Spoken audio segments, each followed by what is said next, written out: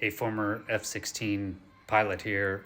I have a few points for the terrible, tragic DC midair collision you probably haven't heard before. I was a crash safety investigator for 4 years in the Air Force. First thing is, I don't speak for any government agency. They're going to do a full investigation, so this is all speculation. So the first point is both pilots were flying visually. And so basically this is the instrument approach. This is how airplanes approach to land. And this is a visual to runway 01. So 01 is the long runway. So it's oriented heading 010. And it's a very congested airport. You notice this is P56. You can't fly into this area. So everybody has to do this immediate left turn.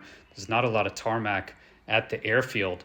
And they have a shorter runway here, runway 33, so it's oriented 330.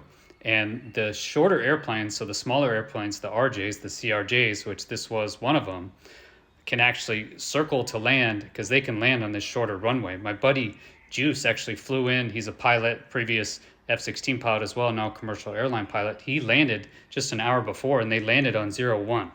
So what you know from the crash is they were landing on runway 33. So most likely is air traffic control asked them if they would circle to land. So that means they're flying a visual maneuver. They're flying just using their eyes. They should be seeing a void with the helicopter, and they're coming kind of at this awkward angle over the Potomac. Meanwhile, the helicopters fly visually along this Potomac River because Marine One is at a base here that's at Bowling Navy base. The second thing is SecDef Pete Hegseth confirmed that they were doing a night vision goggles training flight. So we don't know if they were actually using the NVGs at that time, but chances are they were in the helicopter, or at least some of the people in the helicopter were. And there are weird, crazy illusions using NVGs. And primarily a white light at 30 nautical miles will look exactly the same as a green light at 1 nautical mile. That's why we use all this green lighting, because it doesn't offend the night vision goggles as much. So if you're in a giant city like this, looking out into the distance, everything is gonna blend in.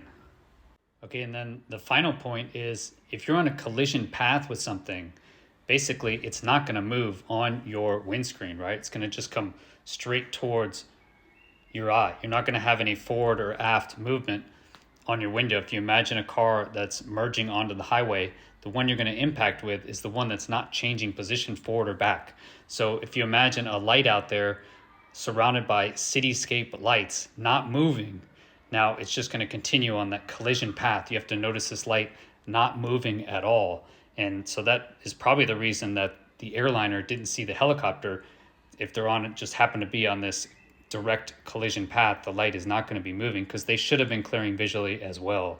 So I think, again, this is all speculation, is they will just stop offering that visual approach at night, because I think they'll find it's just too dangerous. Thanks for watching. Watch full videos on Lato Files YouTube and listen to it at Lato Files podcasts.